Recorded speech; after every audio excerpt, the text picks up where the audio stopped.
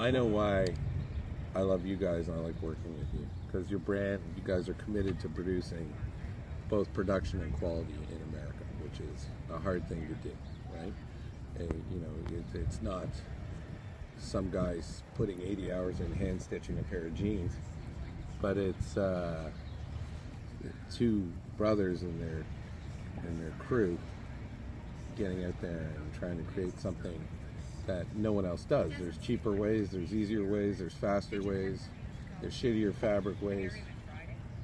That's what I think of you. What do you think of me? You don't like it, do you? Thank you. What do I think of you? Thank you. Thank you very much. The Elvis of surfing right here.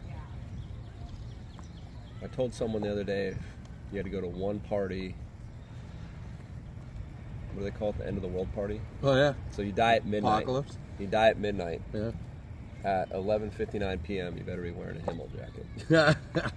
Well, you know, I don't suspect I'll die in one, but maybe I'll get someone to stuff me in one after the fact. But I'll be wearing my Freenote jeans for sure. And my cod piece, so that no women can get at my corpse. I don't want to be defiled afterwards. We have a 10-year relationship. We met in Vegas. Yeah. We've probably been to Vegas over a dozen times together. Many meals, many late nights. Always losing money, whether it's our business or gambling. We never won anything. My favorite night was in New York with you guys. Travis, do you remember that? Yep, and then Travis from Man Ready. There was kind of an original crew. We'll go through it.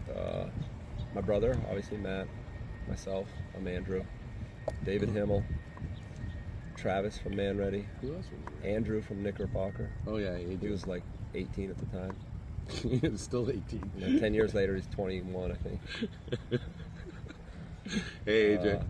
And then we had, the guys that freaking keep us in business. Great shops would kind of not come and go. They're still in business, but Yeah. they'd come and hang out some nights. Yeah. But 3 nights in a row would always be Himel and the Broderick Bros. Yeah, well, you guys taught me a lot about, you know what, I'm going to tell you something crazy, interesting reality for me. I, being Canadian, we sound like Americans, we speak the same language, we share the same continent, we're the biggest trading partners with each other, and there's a lot of history and similarities, but I was never quite, even though I spent my whole life coming down to Florida and Texas, I was never quite sure about the differences. And you go out whiskey drinking in punk rock bars in New York with a couple Floridian guys and a guy from Texas who just broke up with his girlfriend and a California surfer that makes clothes in New York. You learn a lot about American culture, like fast, right, quick, like ex-military guy, drunk and angry because he's suddenly single, meets up with millennial New York hipsters. It's never a good scene, man. I was like, I get to be a doorman at a punk rock. I can keep Travis from breaking some skinny guy into 2 pieces. Anyway, so good times. But more importantly, I think we share like a love of great clothing and a love of the process. And quite frankly, for all my skills, I'm in the hinterland in Toronto, and without Freenote, I wouldn't have a foot to land in America right now. So this is kind of my anchor. Anyway, you're my anchor, you and Matt right now. So I really appreciate that. Thank you. Cheers. I'll drink coffee to that. I'll give a little education response to that rather than saying thank you and that. So if we had met 20 years ago, so early 2000s, there'd be, kind of accurate, there'd be about 10 times more factories, 10x more factories than there are now. Oh, for sure. Yeah. Okay, not 20, 30, 50, but it'd be about 10 times more, which, back then, like, people don't realize True Religion was a very important denim brand. They sold a lot of denim and kept department stores in business. But they're a super important denim brand because they're doing volume in LA. So, in a lot of ways, if those brands that we never wore but were aware of, if those brands never existed, I don't know if Freenote would exist. Obviously, our business relationship might not exist, but now, so there's, that many fewer factories that you kind of do have to have boots on the ground or know of somebody that you care about and trust, not just like, hey, here's a phone number, let's go check out a factory. That's not going to work. I did an article. Not just that, right? It's the knowledge.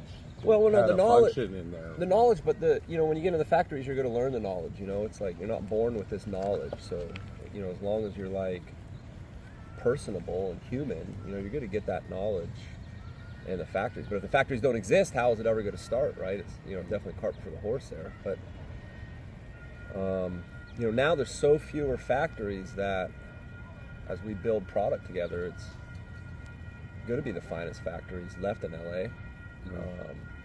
Not saying they're the finest because they survived, but they're the finest because they're the most artisanal. They're the finest because all these factories Freenote uses, almost every sewer in there has 25 plus years of experience. It's the same exact faces we've seen for, wait for the train to go by, same exact faces we've seen for the last 10 years when Freenote started. I love it. Same one. Take a picture of the train. This is this paradise where these guys live in. Trains, palm trees, girls in bikinis, yummy mummies. I mean, I don't know anything about this, but cool kids, I will say that I know from the past when you used to do contract work, because I did contract work in the 90s, and when I was running my printing brand, you could walk into a place and say, you could bring a piece of clothing and say, I want something like this, and they'd literally come up with the pattern, the grading, the sewing, and it would just be done for you because they were competing against 50 other factories that could do that could do the same. And but now that's not the case. And even as the since Freenote's inception, our customization is everything we have now is in-house because they may not exist out-house. So and you can't trust what's out there. That's right. So if you need a consistent, well, we actually started working with our pattern maker, right here at the coffee shop, hanging out with the owner of Stussy, Mr. Sinatra, and this beautiful lady Marina that makes now all of our patterns or all the pattern changes moving forward, was like trained at Stussy for, I don't know, more than a decade. I won't say decades, but more than 10 years. Mind-bending, right? And that's a consistency where those type of people that work, you may be able to find them. No, good luck. It's not. That stuff has to come in-house. So I think we were talking about that the other day about having a strong team. You want a strong team, but you also got to build a strong team out of necessity because, again, it's been the U.S. manufacturing on the clothing side has been decimated, but in a way that's made it much more precise, tight, and beautiful for Freenote. There's not, thank goodness, we don't have a lot of competition. Although we do have great competition in the U.S., made in the U.S. brands, but we don't have a lot of it. My first time down here was making boots. And I was making my Shinky horsebutt engineer boots. And the guy helping me with that, his office, warehouse, Rob Medellin, was in Compton, right? In this Latin part. No one spoke English. So my first real jaunt down in LA was... That's East Compton. Yeah, straight into the heart of Compton. East Compton. And this kid that worked for him took me out. He's like, Himel, you're tight, man. And then told me the craziest stories. And then, of course, had to order for me at the restaurants because no one spoke English. It was amazing. No, you can't. That's right. It was an amazing experience. At this point, you kind of got to be like, everything comes full circle. You got to have like wild, wild west attitude and perseverance to made it through all the changes. And so those are charisma. Good. So now we're talking. That's like that's Paramount. That's East Compton. So that's 14 years ago. That's when I started making stuff down here. So that's kind of crazy. A crazy thought. I'll just sum up the last little bit of this because it's always fun. One day we'll do this over beers and it'll be way more fun. Andrew's way more fun when he has 2 more beers in because then he makes fun of me. So, which I appreciate. This is Andrew Light being nice. Andrew Light. This is polite Andrew. My team's so small, just as a comparison in the context of leather jacket making, that what we really are is a design and sample team. If you look at the number of jackets we make, And that even if you look at Freenote from a comparison to the heyday of manufacturing, which sort of peaked around the 70s, you know, we're talking companies that would be jamming out 1 million pairs of jeans a year, or garments a year, or 2,000 leather jackets a week. You know, so we're micro manufacturers, and if you're buying something from a micro manufacturer, it's a little rare window, because you don't know how long we're going to be around for. That's right. Right? Like that's a really like going to be an artisanal thing, and it may feel like things are expensive or there's lots of options out there, but I can tell you, you gotta support those little brands that you believe in, and you got to believe that you're getting a value, and that if you don't support it, it won't be there, because this is an intergenerational problem, right? Like if I stop making leather jackets, all the shit that's jammed in my noggin, I'm not passing it on to anybody. So, you know, good luck, right? Good luck finding someone that can do it again. It's not going to happen. Well, right? we'll highlight the man behind the camera here. We got here, give me that. Dave. That's David. Did you catch that? Just watch him wipe his nose again.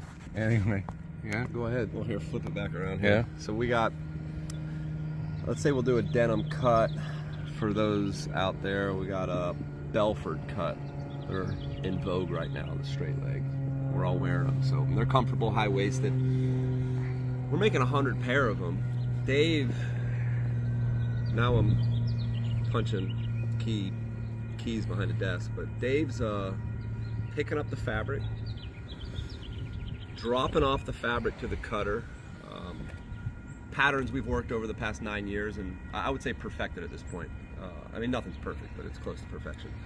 So you're coming off of David's point, or Himel here. You know, we got Dave, double D. We got Dave Knight here. He's touching the denim the whole way. I mean, we're like intimate with it, from the fabric, the patterns. We got to buy our own thread. It's a certain gauge. Indigo jean looks great with an indigo thread. The leather patches get stamped underneath the 10 freeway with Allele, who we've been working with for 10 years.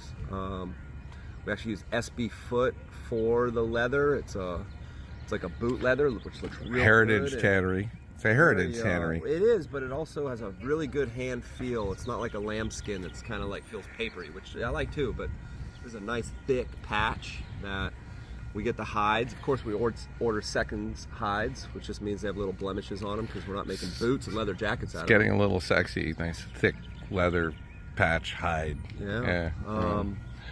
Out of one hide, you get like 250 patches, so that's a couple cuts. You're talking about finishing out. That's half the battle. The denim, you know, when you finish a pair of denim, as soon as it goes under the iron and the steam, that can change the whole fit. The fabric can change. It can shrink.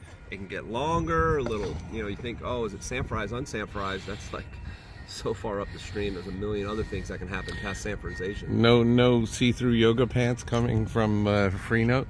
Anytime soon. No, those are coming. Those are coming. I think you're missing my quality control joke, but it's perfectly okay. And so that's 100 pair of denim. So when you purchase a pair of Freenote denim or a Himel jacket, you know, it's, I mean, 100 pair to me in this world, that's one of a kind.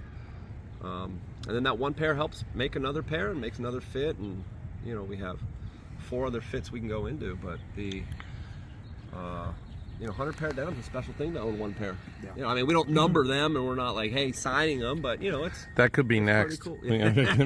could be next. But, little DNA sample in the pocket or something. Yeah. You But know? it's neat, you know. I mean, it's like, to put it simple, there's a lot of work that goes behind it, but it's neat. You got a really cool pair of jeans that are made on a vintage loom across oceans in Japan, and it comes over here, and then they're cut and sewn, all coming back to these factories that kind of exist because there was a huge denim making culture in LA, which I'm saying is barely even alive right now, and we are keeping it alive, and there are other brands US made that are keeping it alive, and it will stay alive because it's come back to family run, operated, 8 sewers in a house, contract house.